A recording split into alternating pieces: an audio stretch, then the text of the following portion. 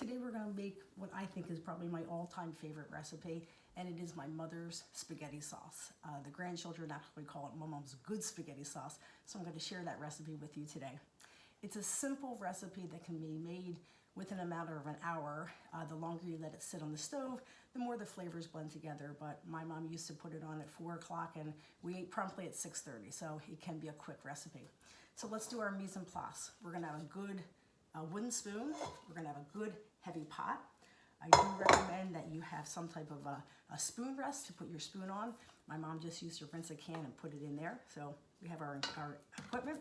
Then we're going to have our ingredients. So this calls for canned products. You can use fresh tomatoes if you want, but it takes a little bit more time to blanch them and break them down. That's for another video.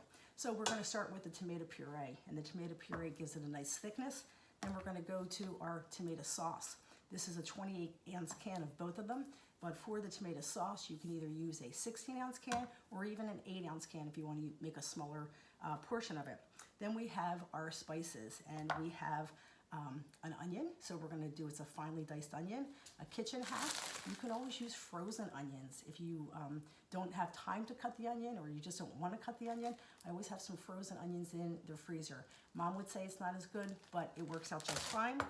Then we have our garlic. Now I'm using fresh garlic, but always a good idea to have some minced garlic in the refrigerator as well for the times that you don't feel like getting your hands smelly or you just don't have the garlic available.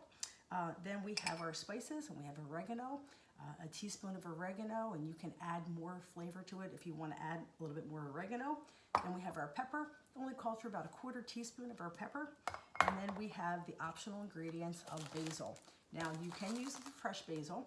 That's what I'm going to be using today, but I'm going to add it at the end of the recipe. If you don't have fresh basil, a little bit of dried basil will be fine. Remember, 1/4 the amount of dried spices to a regular spice, but you want to add this at the end because it's a delicate leaf and you don't want it to disintegrate into your sauce and lose all the flavor. Then we have our olive oil, and we're using an extra virgin olive oil, only 2 tablespoons, and that's going to get us cooking. So we have everything mise en place. We have our tomato products, we have our spices, we have our olive oil, and then one last ingredient. At the end, you're going to add a little bit of sugar. Many people don't agree with this, but Mom always put it in. It reduces the acidity of the tomato product, and it really makes it smoother for the palate. So that is our mise en place. So it's time to get the recipe started. This part couldn't be simpler. You want to start by heating your pan. You can see I have my heating element on, and you want to get it nice and hot. At that point, you're going to take your olive oil and put it down in there, and you want it to heat up. You want it to get hot enough before you put your onions in. What I do is I take one little piece of onion or garlic and I put it in there kind of as a guide so I know when to add the other one. My pot's fairly hot and I'm listening. This is when you want to use your ears. Listen to it, and once it starts to sizzle a lot, then you want to put your other onions in. When you put your onions in, you're going to cook them till they're translucent. You don't want them totally brown, but just till they just start to soften. Add that in there. As you're looking and I'm listening, after that, you can put your garlic in. Now, please be careful and do not burn your garlic. Once you burn your garlic, I always have to start over again because a burnt garlic gives that awful taste and it kind of can ruin a recipe. So I'm listening to hear, and I hear it's starting to sizzle. So I'm going to add my onion in here, and you can hear the sizzling is going on. So we're going to let that sit a little bit. We're going to stir it again. You don't want it to get too brown, but just enough to kind of start the process of cooking, and you're going to start smelling it in your kitchen. Now I can put my garlic in, and again, you can add more garlic if you're a garlic lover. If not, you can just use what the recipe calls for, and you can hear it going. At this point, you might want to turn down your heating element, and it's smelling really, really good at this point. And now the fun begins. I'm going to start with my tomato puree.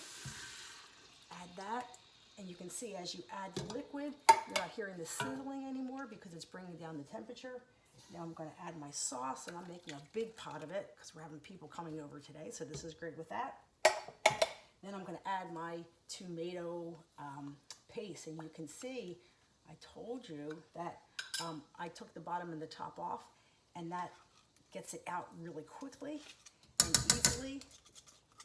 And get all that in. So you can see, I got everything out of it. Really easy hack that I learned actually from one of my students. And then what you want to do is you want to take one of the big cans and you want to fill it with water, and you're going to pour it in here, and you're going to stir it, and you want to make sure that you get all that tomato paste dissolved in your tomato sauce. It's looking really good.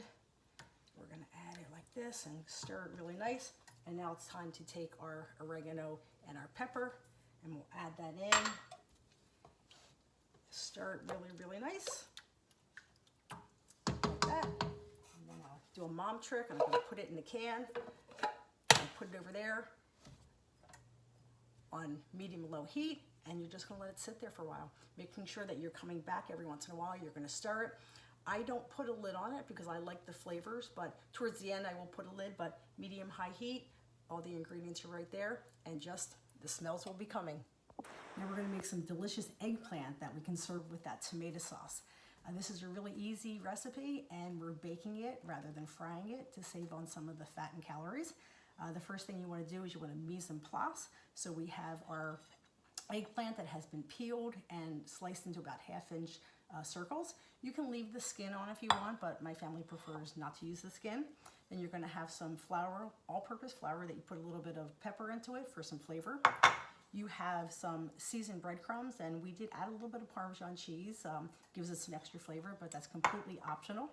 Then we have our egg, one egg that's beaten and has a little bit of water in it. And this is our breading process. We then have our rimmed baking sheet, and you can see I have my Silpat on it. And this Silpat, it's clean, but it's just been used over and over again. So that's going to make it non-stick.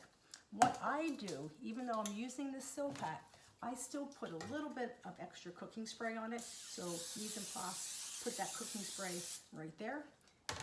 And then we have our olive oil, and our olive oil is what we're going to use to make the eggplant a little bit brown. So now you want to start the breading process. It's probably best to use a fork so that you don't get your fingers sticky. So you're going to take your one eggplant and you're going to put it in your flour first, and you can use your hands for this part.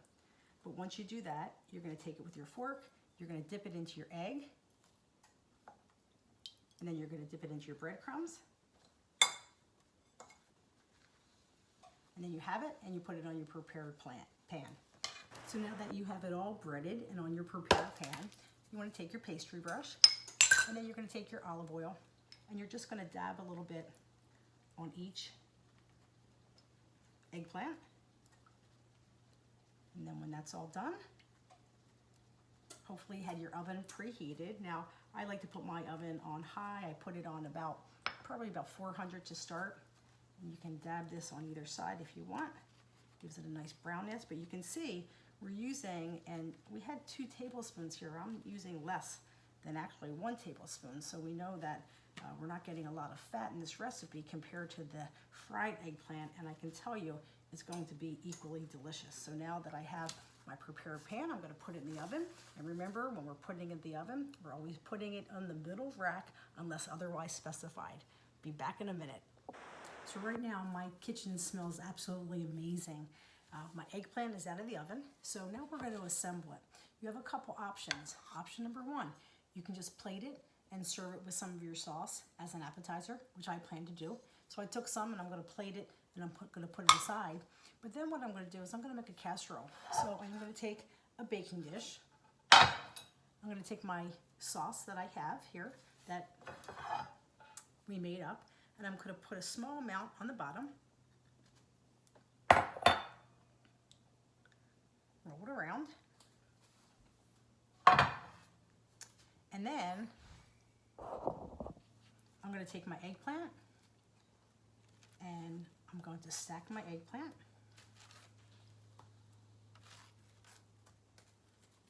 And this is a rather big pan here, like so.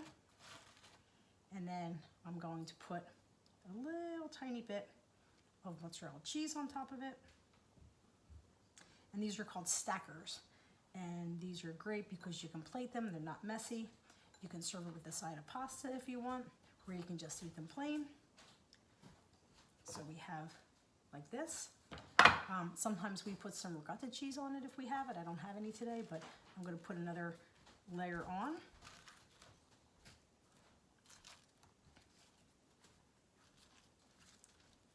Right here. So you can see the camera angle right here. We have it like this. And then I'm going to put a little bit of the cheese on top.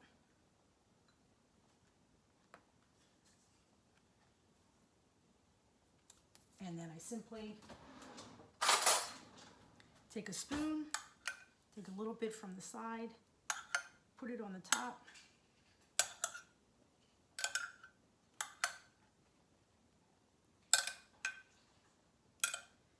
And then we're going to put it into the oven, only about 350 degrees. And remember, we talked about the average temperature of an oven is about 350 degrees. Put this on here.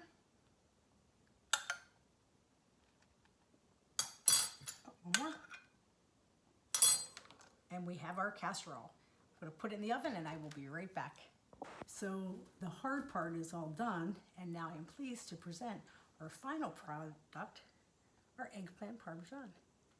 And I also took some of my sauce and I put it into 2 mason jars. I love my mason jars, and I'll serve this for dinner tonight, and I'll have this for a friend or for later on in the week. So bon appetit.